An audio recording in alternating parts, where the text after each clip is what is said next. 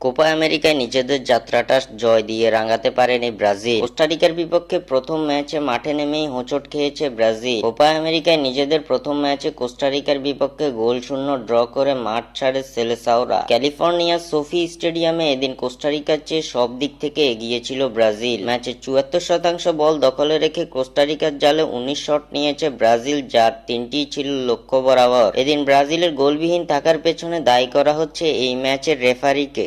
সেলেসাওদের এক গোল বাতিলের পাশাপাশি দুটি পেনাল্টি থেকে বঞ্চিত করেছে মেক্সিকান রেফারি। ম্যাচের ৩০তম মিনিটে রাফিনার ফ্রি কিক থেকে গোল করে দলকে এগিয়ে নিয়ে যান মার্কুইনোস, কিন্তু ভিএআর এর সাহায্যে সেই গোল অফসাইডের কারণে বাতিল করে রেফারি। ম্যাচে এদিন ব্রাজিলের দাবি ছিল দুটি পেনাল্টি, যা দিতে অস্বীকৃতি জানিয়েছে ম্যাচ রেফারি।